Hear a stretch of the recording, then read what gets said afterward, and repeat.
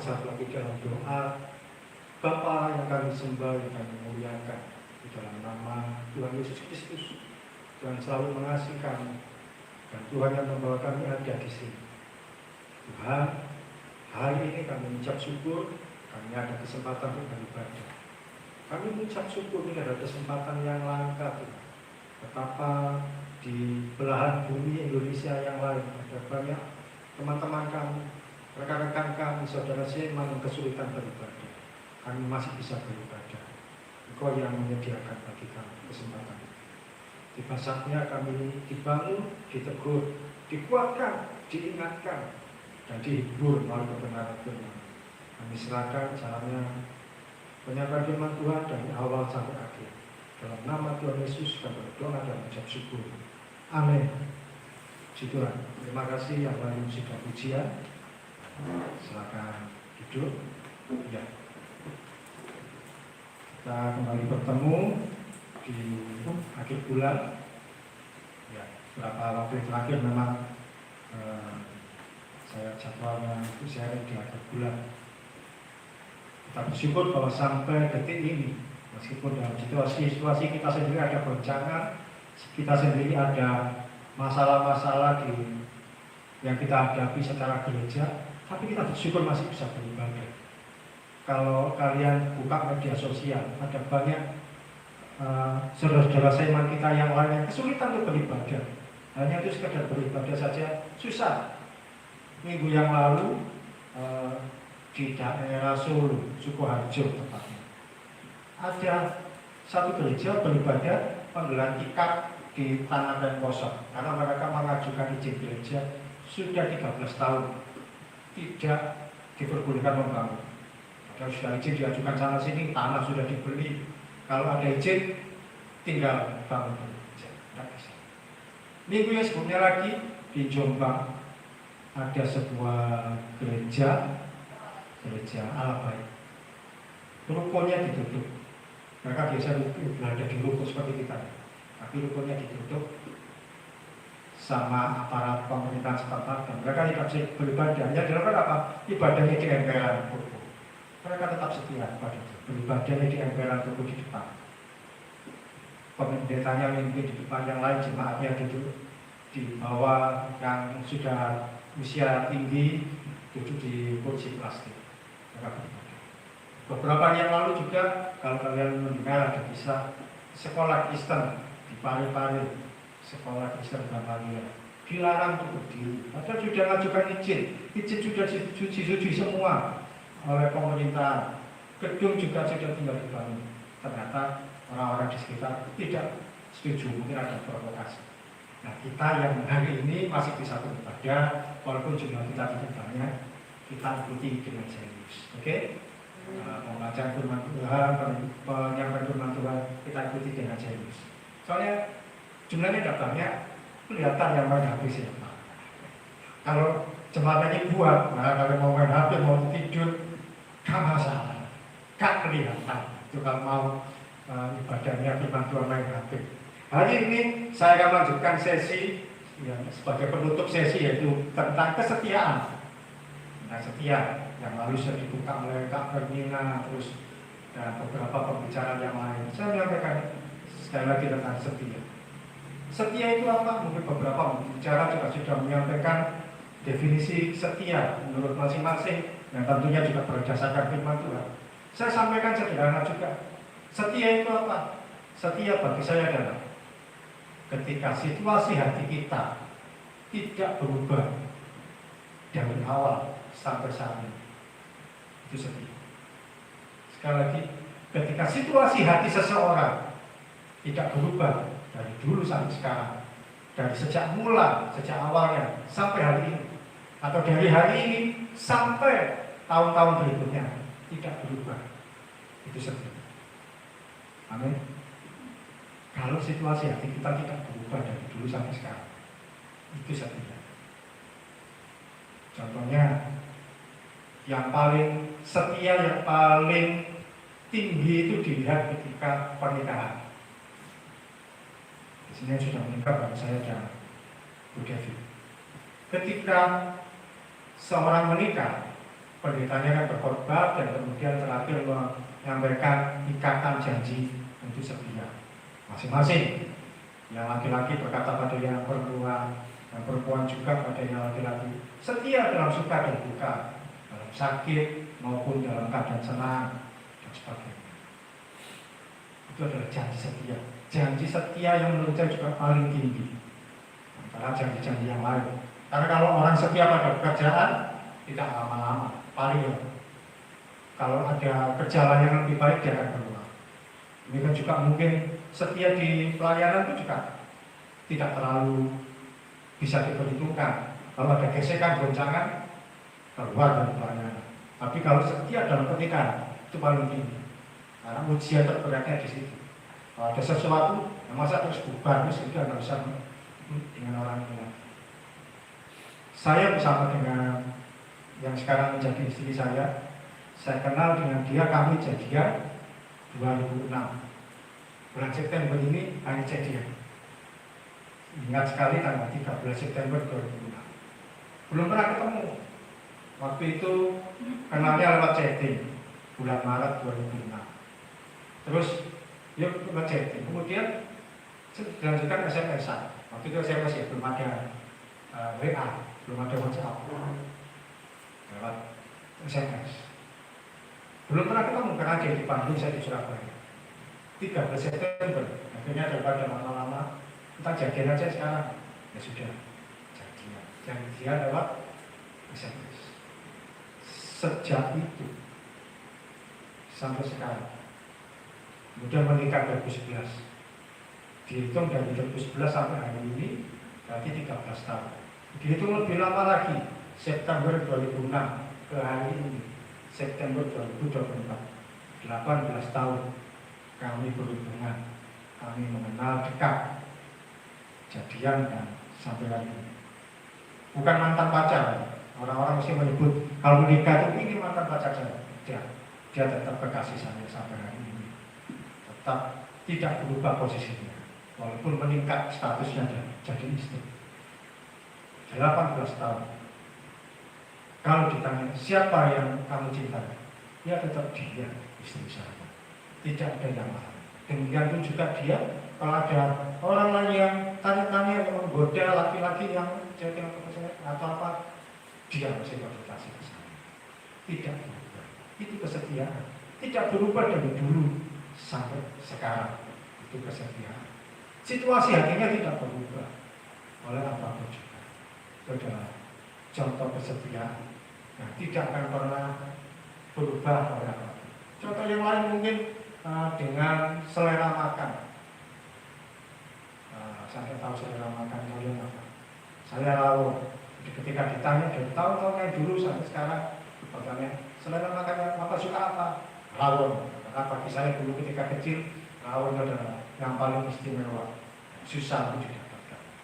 Jadi orang tahu, oh kopi itu ini. Ini kan juga mungkin dengan permintaan. Kalau teman-teman lamanya pasti tahu, oh Fernila kebiasaannya ini. Dulunya juga begini. Ini juga yang lain, Linus. Oh sekarang. Kalau Bu Devi, saya tahunya ketika sejak SMA, kalau memang ujian bagus, top banget. Kalau sudah nyanyi, orang pasti berlinang air mata mendengarnya. Karena sudah tahu sejak SMA, oh talentanya luar biasa di sini dipuji. Dan waktu yang lalu kan Bu Devi pengen ujian lagi di sini, pertama kali lagi. Karena sudah tahu dari waktu itu. Demikian pun ketika saya melayani, orang tidak mengenal saya hanya 1-2 tahun ya. Waktu-waktu yang lalu, oh mungkin sudah dari luar. Jadi sekali lagi, setia itu apa? Situasi hatimu tidak berubah dari dulu sampai sekarang dan seterusnya. Seperti kalau kita pernah mendengar legenda cerita anjing dari Jepang, siapa namanya? Dengar? Anjing Jepang yang selalu datang mengikuti menjemput kalau tuannya, juragannya, majikannya pulang kerja, dia nunggu. Apa? Siapa namanya? Aduh, juga. Terus dibaca Alkitab terus. Apa ini? kisah dari Jepang, anjing yang selalu menjemput di stasiun kalau tuannya datang, terus pulang sama-sama, terus kemudian setiap sore begitu, namanya Etsuko atau Echiko di tulisannya. Setiap sore dia menjemput tuannya, kemudian mereka pulang sama-sama. Sampai satu kali ternyata tuannya ini meninggal di mana? Di dalam kereta. Dalam kereta, terus orang-orang membantu membawa jenazah tuannya ini lewat pintu yang lain karena meninggal. Nah, anjing ini tidak tahu tuannya meninggal, dia nunggu di tempat yang sama. Kok nggak ada? Dia pulang. Besoknya anjing ini menunggu lagi sampai sekian waktu dia tidak mendapati tuannya datang, dia tetap di situ sampai sekian waktu. Anjing ini yang akhirnya meninggal. Orang pun akhirnya tahu mengenali bahwa anjing ini yang setia nunggu tuannya datang. Pernah dengar kisah itu? Pernah? Syukurlah. Oke, setia artinya tidak berubah situasi hatimu dari dulu, sekarang, sampai di waktu yang mendatang. Dan sekarang kita akan belajar. Kita belajar lagi tentang setia di sesi yang terakhir ini. Setia kita pada Tuhan. Apa yang kita bisa berikan pada Tuhan melalui kesetiaan hati kita, kesetiaan hidup kita. Kesetiaan apa yang bisa kita berikan pada Tuhan? Kesetiaan apa yang bisa kita bawa kepada Tuhan? Nah, pertama catat baik-baik atau ingat baik-baik. Yang pertama adalah kesetiaan untuk melayani. Saya tidak berbicara dengan orang-orang yang baru bertobat, orang-orang atau teman-teman yang masih awal-awal itu Tuhan. Saya berbicara pada kalian teman-teman, rekan-rekan saya yang sudah ikut Tuhan sekian waktu. Karena itu saya tidak akan berbicara yang lebih lembut. Saya berbicara yang keras hari ini bahwa miliki kesetiaan untuk melayani Tuhan. Minta tolong dibantu Yurinus bacakan 2 Korintus 4 ayat 5. Saya bisa baca kitab saya di situ. 2 Korintus pasal 4 ayat ke-5. Ya, begini bunyi firman Tuhan. 2 Korintus 4 ayat 5. Sebab bukan diri kami yang kami beritakan, tetapi Yesus Kristus sebagai Tuhan, dan diri kami sebagai hamba-Mu karena kehendak Yesus. Ya, Tuhan, terima kasih Pak Yurinus. Firman Tuhan berkata, sebab bukan diri kami yang kami beritakan, tetapi Yesus Kristus. Diri kami sebagai hamba-Mu. Artinya para Rasul Paulus berkata kepada jemaat di Korintus bahwa yang kami layani itu adalah kami. Yang kami layani adalah kalian. Yang kami layani adalah Anda. Dia berkata bahwa diri kami ini hamba-Mu. Kata melayani itu apa? Sekarang kata melayani itu sudah menurun. Pengertiannya menjadi apa? Orang yang tampil di depan untuk memimpin pujian, orang yang tampil main musik, orang yang tampil berkhotbah, orang yang tampil di depan itu adalah melayani. Sehingga ketika ditanya, pelayananmu apa? Orang sering berpikir bahwa, oh berarti pelayanan saya itu ketika saya berkhotbah, oh pelayanan saya ketika memimpin pujian, pelayanan saya ketika saya pemain musik atau kolektor dan sebagainya. Dan itu sudah mulai menurun pengertian melayani.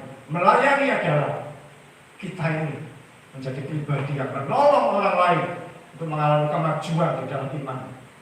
Sekali lagi arti melayani apa? Kita menolong orang lain supaya orang lain memiliki kemajuan di dalam kehidupannya. Secara spesifik, secara khusus, terutama di dalam iman kepada Tuhan. Dalam konteks rohani. Tapi dalam konteks yang umum, melayani yaitu supaya orang lain mengalami kemajuan di dalam kehidupan dia. Kalau misalkan saya tahu yang namanya nikah ini tidak bisa makan, ini bukan konteks rohani. Bisa melihat dia sedang tidak punya uang untuk beli makan, dan kemudian saya sediakan ini untuk makanmu hari ini. Di situ kita melayani. Di situ kita sedang melayani. Karena melayani adalah kita menolong orang lain untuk mengalami kemajuan. Melayani bukan aku yang harus dilihat, karena itu Rasul Petrus berkata, diri kami sebagai hamba-Mu. Kalau begitu siapa yang menonjol? Ya yang mu itu, yaitu bukan mu besar, tapi mu kecil. Orang-orang yang dilayani, itu yang ditonjolkan.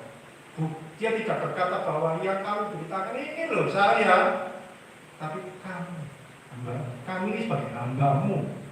Bukan kami ini sebagai orang yang ada berjasa buat kamu, tapi diri kami sebagai hamba. Dia merendahkan diri di hadapan orang yang dia layani jemaat di Korintus. Melayani itu apa? Membuat orang lain mengalami kemajuan di dalam kehidupan dia. Dalam konteks rohani, kita melayani orang lain itu kemajuan iman dia di dalam Tuhan. Kalau ada saudara-saudara seiman kita dalam kondisi yang dia tidak bisa melantar kembali iman Tuhan, kita melayani dengan cara apapun. Kita sediakan firman Tuhan, kita sediakan motivasi yang benar dalam Tuhan. Kita menyediakan doa buat dia, atau kita datangi ke rumahnya, kita dengarkan apa yang menjadi keluhan dia, dan kita kuatkan dia. Di situ kita sedang menjadi hamba. Kita sedang menjadi pribadi yang mau melayani orang lain. Kita sedang bersedia menjadi keset bagi orang lain, supaya orang lain membersihkan kakinya dari hidup melalui hidup kita. Kebanyakan sekarang ini hamba Tuhan yang tampil sebagai pribadi yang lebih baik dari orang-orang. Jarang yang mau menjadi keset bagi orang lain, supaya kaki orang lain yang berdebu itu bersih melalui hidup kita. Kita ini harus semua. Kita semua panggil Tuhan untuk melayani, sediakan diri untuk menjadi pribadi mau menolong orang lain. Saya nggak bisa datang ke kampus, nggak ada kendaraan, tak jemput, tunggu ya, pokoknya kamu datang. Atau saya nggak bisa pulang, saya antar, dan seterusnya. Kalau bisa kita kerjakan, kita lakukan dengan baik. Di situ kita sudah melayani. Kita sedang memberi diri. Kata melayani sendiri artinya adalah dalam bahasa Inggris to serve atau service. Kalau kita bawa motor kita di bengkel, Pak, tolong diservis. Orang itu akan menservis, membuat motor kita jadi lebih baik.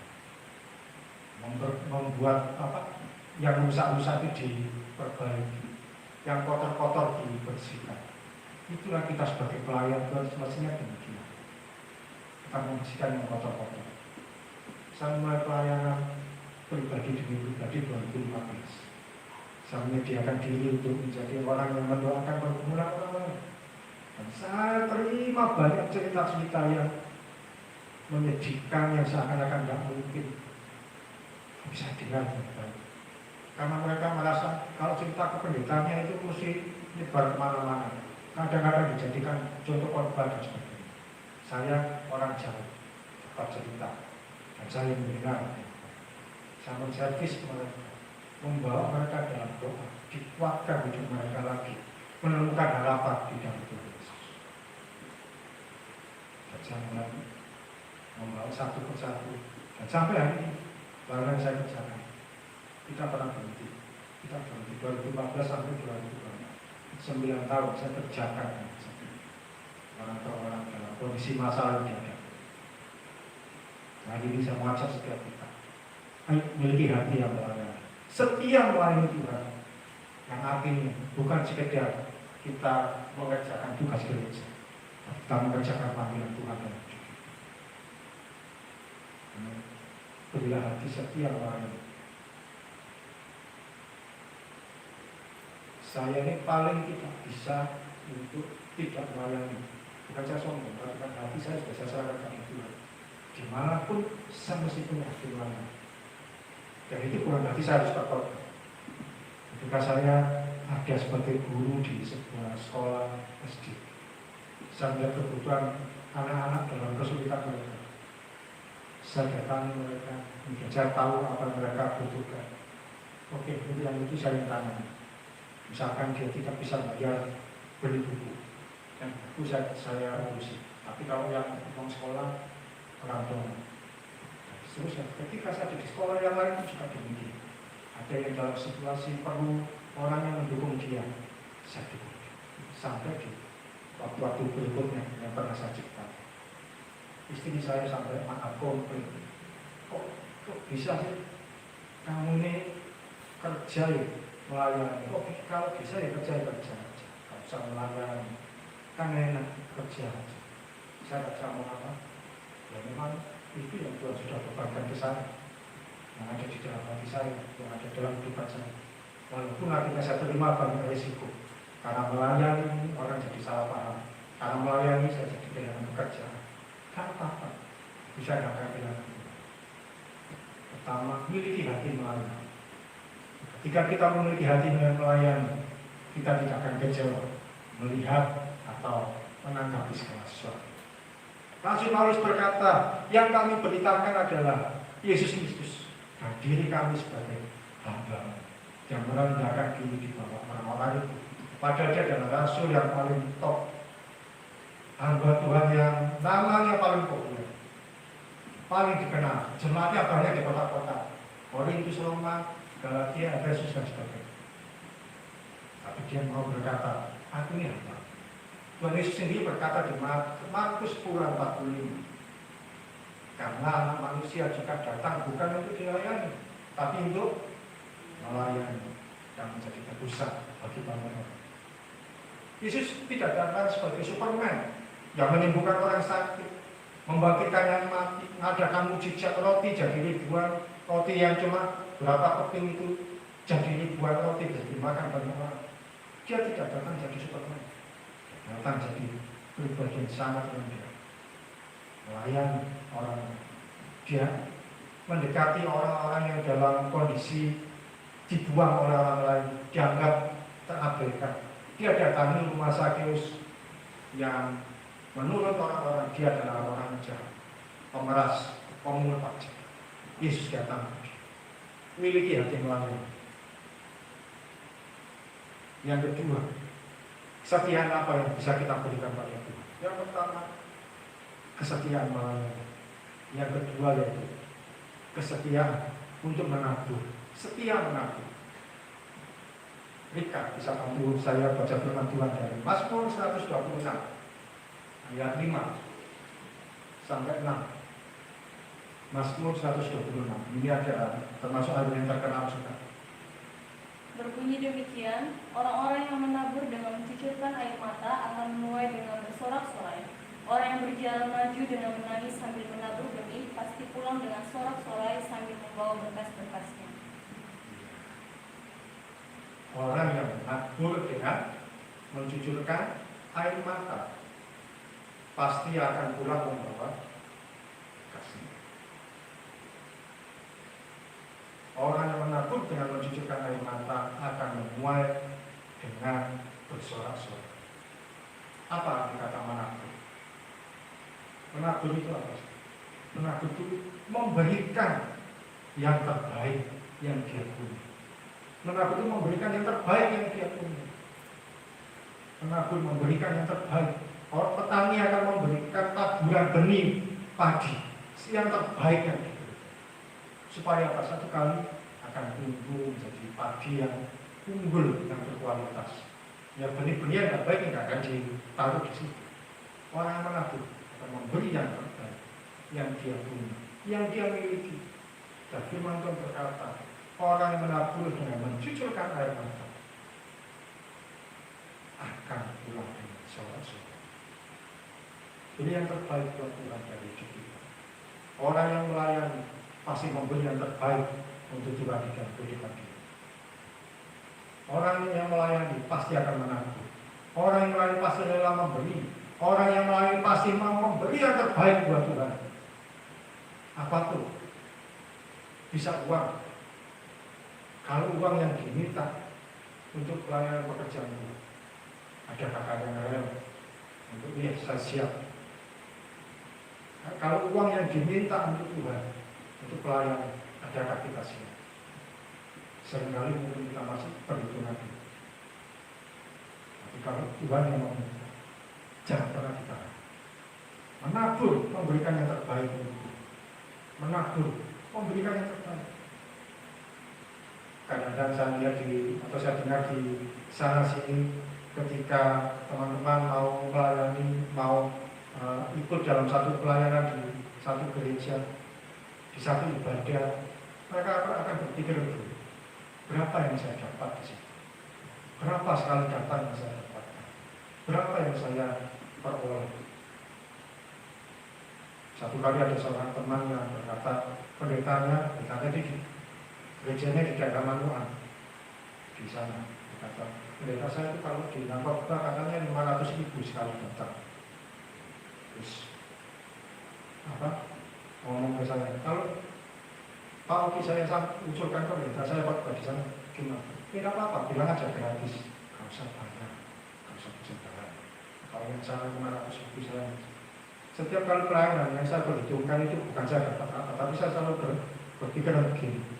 Kalau saya berangkat sampai pulang, uang saya masih cukup apa tidak? Kalau ada, saya nggak akan berharap apa.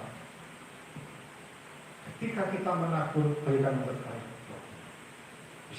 Bisa berupa uang, bisa berupa taburan kasihmu kepada orang-orang tertentu.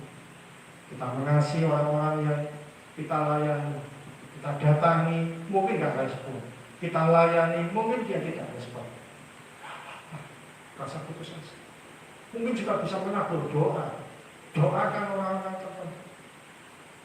Mungkin di antara teman-teman yang kita kenal hari ini nggak ada.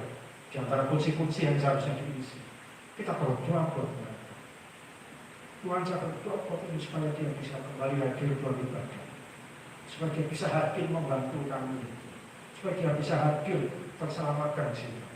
Doakan. Berikan perhatian. Sampaikan dengan firman Tuhan mungkin di lowatan tertentu, di teman-teman yang kita kenal. Lupa akan direspon Pak. Gak apa-apa. Jadilah seorang pelayan Tuhan yang gak tahu malu. Nanti gak tahu malu. Oh, kita sampaikan setelah menonton. Kita sampaikan motivasi-motivasi. Datang lagi ngajak. Ayo, minggu datang ya. Males. Datang diberi jamu sedikit. Gak apa-apa. Ayo datang. Minggu berikutnya undang lagi. Ayo datang ya. Gak. Males lalu. Apa di sana gak dapat apa. Minggu berikutnya datang. Gak tahu malu. Sekian waktu mungkin 1 kali. Ajak sudah. Sekalipun tidak direspon dengan baik, tetap doakan. Sekalipun tidak direspon dengan baik, tetap layani dengan kasih. Sekalipun tidak direspon dengan baik, tetap berikan uangmu untuk hal yang terbaik waktu pelayanan kerja. Jangan merasa bahwa saya ini kan sudah memimpin ujian, saya ini sudah khotbah di situ, saya ini sudah pelayanan yang menabur yang terbaik. Adalah ketika kita membawa jiwa itu. Kalau orang-orang yang selama ini belum bersama dengan kita, ingatkan mereka atau siapa yang kita tahu tidak usah ada di gereja ini. Dan kita tahu bahwa imannya perlu dikuatkan. Dukung dia. Setiap hari yang saya lakukan apa? Saya dikendali mengambil Tuhan. Kalau yang di grup gereja itu teks tulisnya. Karena saya juga buat sang teduh untuk orang-orang anak-anak yang kami layani, yang kami bimbing. Itu mereka saya kirim teks tulisnya. Karena mereka harus menuliskan pesan Tuhan apa yang didapatkan. Tapi itu yang lain, saya tulis, saya berupa rekaman suara sama persis yang saya tuliskan. Dan itu saya kirim ke sejumlah orang.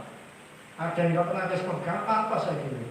Nggak pernah terima kasih apa, nggak apa-apa tetap saya kirim. Saya jadi hamba Tuhan, pelayan Tuhan yang nggak tahu malu. Nggak masalah. Saya kerjakan dengan setiap pelayanan. Saya kirim pribadi, saya kirim pribadi. Satu kali tetap nyantau juga. Ini sesuai dengan jalan alam. Puji Tuhan. Jadilah pelayan Tuhan yang nggak tahu malu. Menabur yang baik, menabur yang luar biasa, menabur sampai mencucurkan air mata. Artinya apa? Ini yang paling baik yang saya berikan. Kalau anak-anak Tuhan, pelayan Tuhan, hamba-hamba Tuhan tidak sampai mencucurkan air mata ketika melayani. Maaf, Anda belum melayani Tuhan. Sekali lagi, kalau kita melayani Tuhan, ikut Tuhan, belum sampai mencucurkan air mata, kita masih belum melayani Tuhan. Kita masih melayani diri sendiri. Kita masih cari pengakuan. Sampai keluarkan air mata, sampai berdoa itu ngotot, keluar air mata. Tuhan, aku tahu ini tidak mudah. Bisa mau setia. Pernah berdoa sampai mencucurkan air mata? Pernah? Bukan untuk mengasihani diri sendiri. Ya, banyak orang-orang yang mencucurkan air mata karena terlibat utang yang belum dibayarkan, yang belum bisa bayar. Pak, tolong, nggak seperti itu. Tapi karena kita menangisi jiwa-jiwa, terbawa kepada itu. Ada satu anak, yang saya sudah berkali-kali cerita, yang kami layani, saya dukung secara keuangan, untuk biaya sekolah, kebutuhan sehari-hari, dan segala yang dia perlukan manusia. Semuanya, ya uang, baju, makanan. Satu kali, entah bagaimana, dia pernah meninggalkan saya. Meninggalkan pembinaan kami, pelan tapi pasti, bersekongkol dengan teman-teman, yang tidak membuat saya dikeluarkan dari tempat saya mengajar, dituding oleh banyak orang saya salah. Satu kali saya berkata, Tuhan saya salah. Ketika saya sudah bisa berdamai dengan diri sendiri, saya pernah berkata, Tuhan, ini resiko pelayanan. Saya tidak akan meninggalkan pelayanan. Saya akan kerjakan pelayanan dengan maksimal. Saya akan rebut jiwamu, sekalipun dari jauh. Dan hari ini, sampai hari ini, saya tidak menutup berkat untuk anak itu. Meskipun ketika memberikannya saya nangis. Nangis kenapa? Percuma saya kasih uang buat dia. Dan saya tidak pernah direspon. Tidak ada ucapan terima kasih. Tapi saya tidak mau menutup berkat dia. Uang sekolah tetap saya bayar. Ada donatur yang memberi buat dia. Saya tidak akan ngomong, Bu, jangan ngasih buat dia. Dia berlaku jahat sama saya difitnah sama dia. Enggak. Semua yang dilakukan tidak saya ceritakan kepada donatur. Donatur ini transfer bantuan. Saya tetap sampaikan. Tidak saya tutup, tidak saya halang. Dan saya berhentikan dengan pulsa. Saya tidak lagi mau berpulsa. Karena saya juga sudah tidak bisa dihubungi, saya tidak bisa menghubungi juga. Nah, saya tidak bisa menghubungi dia juga tidak pernah hubungi saya. Apalagi nomor saya diblokir, ya saya tidak bisa berpulsa karena dia tahu masuk tidak. Tapi bantuan yang lain secara keuangan saya berikan. Saya menabur dengan mencucurkan air mata. Sampai kapan tabungan ini akan jadi hasil yang baik? Saya tidak tahu. Satu kali yang kita kerjakan tidak akan pernah mengerjakan. Dalam hal apapun juga lakukan untuk dia. Saya sudah membuktikan diri bahwa saya ada di titik yang bukan cuma terendah, bawahnya rendah lagi. Saya tetap setia buat dia. Saya tetap setia mengerjakan terbaik buat dia.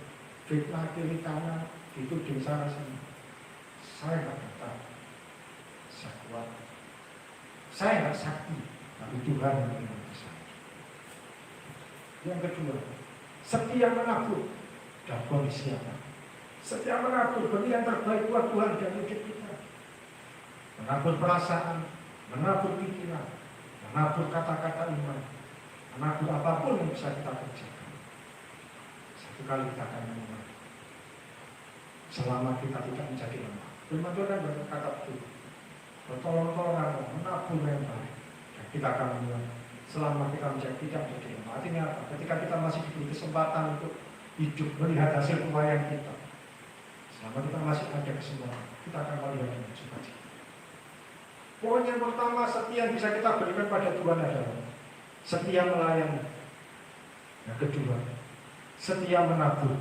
Berikan yang terbaik yang bisa kita lakukan. Berikan yang terbaik yang bisa kita berikan buat Tuhan. Sebelum poin berikutnya, saya ingat satu kali gereja Betani Minden. Waktu itu tahun 98. Gereja Betani masih jaya-jayanya, luar biasa. Ya, sekarang mudah-mudahan masih. Waktu itu anak-anak mudanya banyak dikenal di seluruh Surabaya.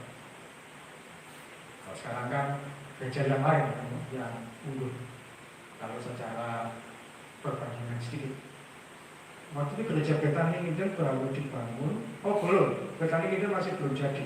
Tapi gereja Betani Manyar, masih ada gereja Betani Manyar mengadakan konferensi pemuda, youth conference. Saya SMA kelas 3. SMA kelas 3, saya ikut youth conference. Acara seminar, tapi untuk anak-anak muda. Diikuti ribuan orang. Waktu itu sesi persembahan. Pelayannya atau panitianya yang bertugas ketua tim doa yang menyampaikan untuk mengantar acara persembahan. Persembahan ini akan kita buat untuk membuat ruang doa di gereja yang kita bangun, kan? Akhirnya jadi geraha Betani yang besar. Tahun 98 belum jadi gereja. Dan saya waktu itu berbeda. Saya kalau waktu itu saya masih bawa uang 5.000, hanya 5.000. Saya ke sana cuma naik sepeda pancal biasa. Saya berpikir 5.000 nanti ini pulang saya belikan es di tengah jalan, karena kan Surabaya panas. Setelah itu sudah. Tapi ada persembahan. Alhamdulillah enggak, saya nggak mau ngasih dulu. Masih banyak orang yang mau.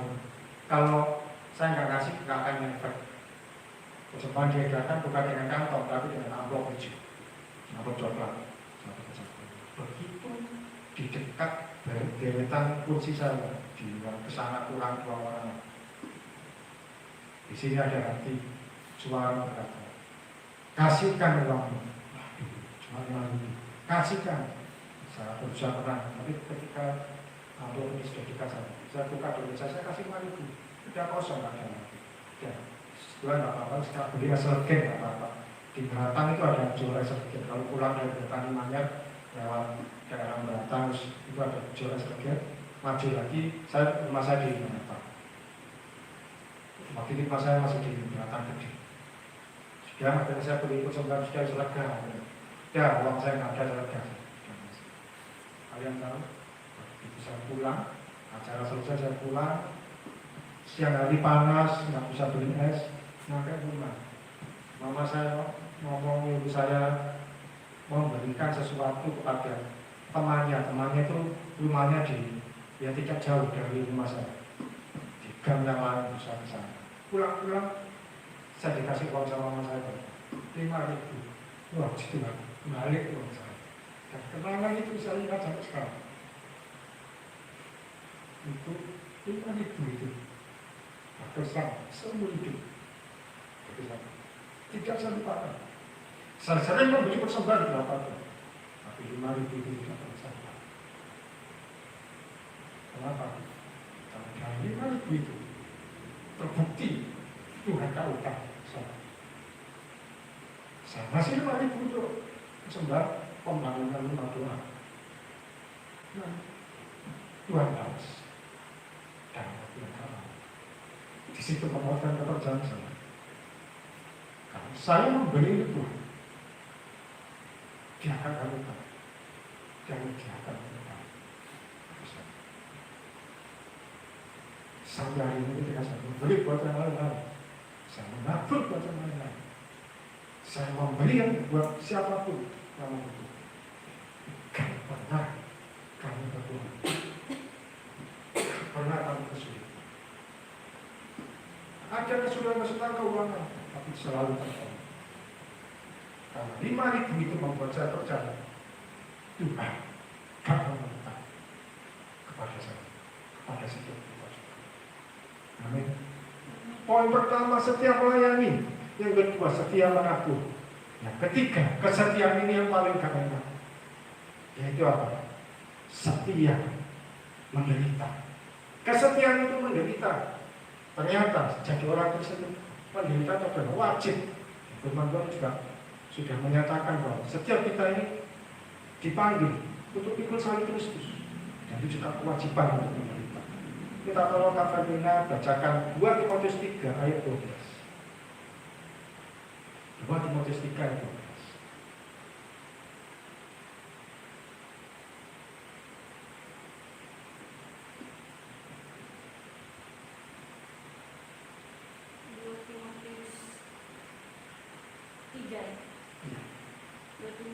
Ayat 13, 12. Beginilah bunyi firman Tuhan. Memang setiap orang yang mau hidup beribadah di dalam Kristus Yesus akan menderita aniaya. Amin. Yang mau beribadah di dalam Yesus, dia akan menderita aniaya. Jadi ini sesuatu yang nggak populer, sesuatu yang nggak disukai. Maunya kalau ikut Tuhan beribadah itu diberkati. Maunya itu kalau ikut Tuhan sukses. Maunya kalau ikut Tuhan itu mengalami kelimpahan. Oh, semua akan beramin-amin. Tapi kalau ikut Tuhan Yesus, mengalami penderitaan, kadang kita berani. Pada firman Tuhan di Yakobus berkata, berbahagialah kamu mengalami pencobaan. Apalagi yang pencobaan apa? Jadi sinonim dengan kita mengalami penderitaan, mengalami penganiayaan. Berani kita berkata, sama Tuhan Yesus. Kalian ini jadi orang Kristen tidak mudah. Ditolak sana sini, diabaikan di sana sini. Kalau ikuti media sosial, ya mungkin minimal ikut di TikTok lah. Ada banyak berita. Orang berdoa saja digeruduk massa di Tangerang. Yang beberapa waktu yang lalu juga ada seorang pegawai negeri sipil, kayak nasib dulu. Itu ceritanya. Teriak melarang orang yang beribadah mengadakan doa di salah satu kelompok gereja, satu gereja mengadakan doa kelompok di salah satu rumah. Harus ada izin, harus ada izin. Loh, doa itu mana ada izin? Sejak kapan orang berdoa harus ada izin? Ujung-ujungnya ya minta maaf juga orang. Lama lalu di Gresik, tidak jauh dari tempat kita di Cermenes. Seorang pegawai di situ juga seorang guru. Orang marah-marah ketika ada persekutuan sebuah gereja. Marah-marah, merasa tidak ada izin. Ini jadi orang yang muda. Kita harus kuat dalam mengirim Tuhan. Orang Islam itu identik dengan aniaya, identik dengan penderitaan. Walaupun kita diberkati, iya, tapi sisi lain seperti dua sisi mata uang. Satu penderitaan atau penganiayaan, satu lagi berkat. Itu tidak bisa kita pilih salah satu.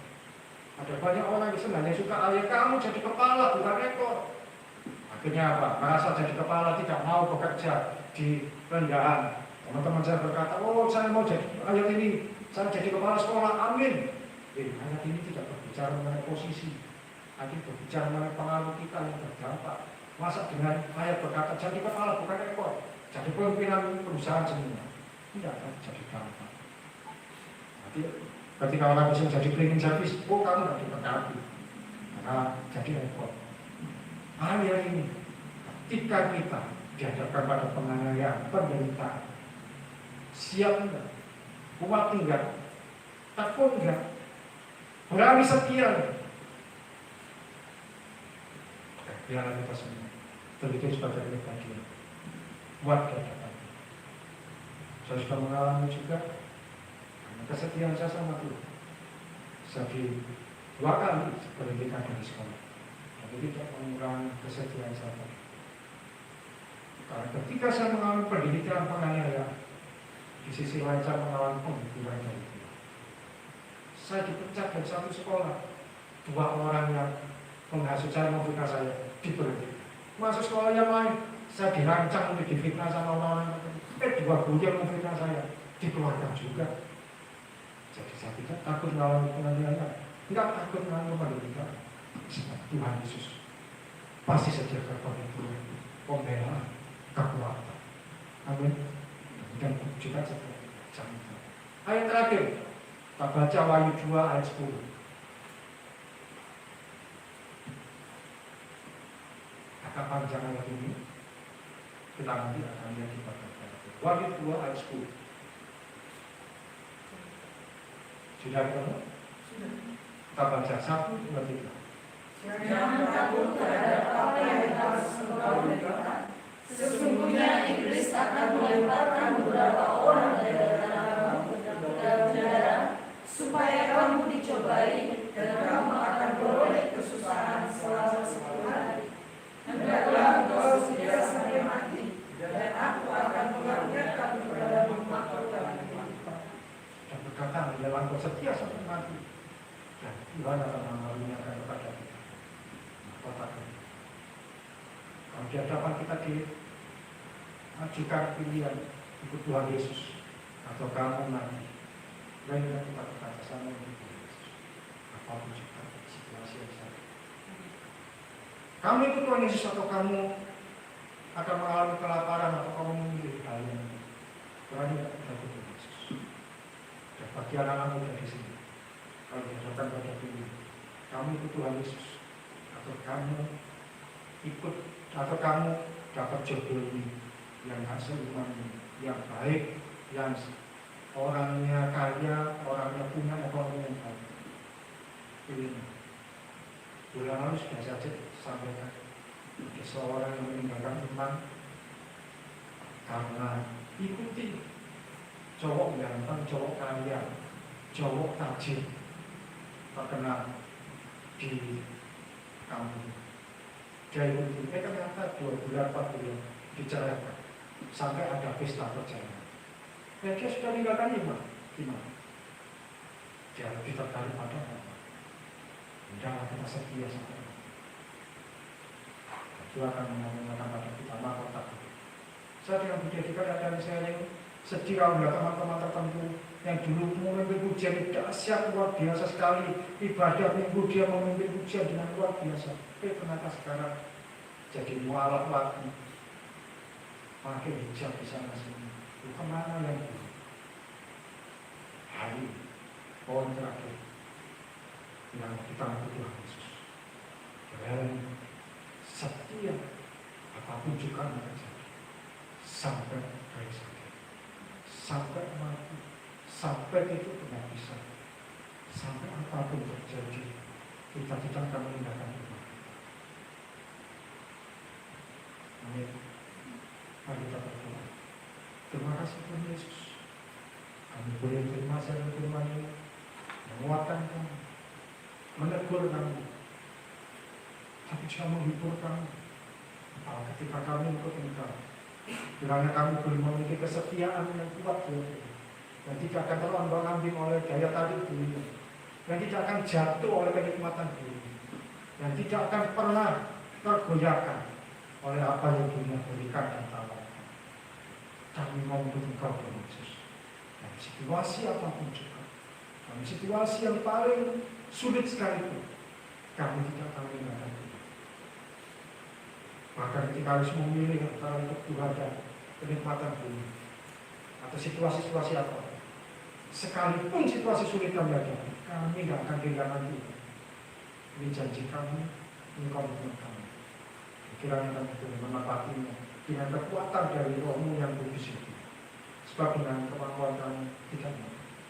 Terima kasih Tuhan, berkati anak-anak-Mu di gereja ini dalam ibadah yang kami ini. Kiranya kami memiliki kesediaan, baik itu saudari kami Termina, saudari kami Rika, Bu Devi, saudara Julius, saudara Pia, dan juga saudari kami Dian.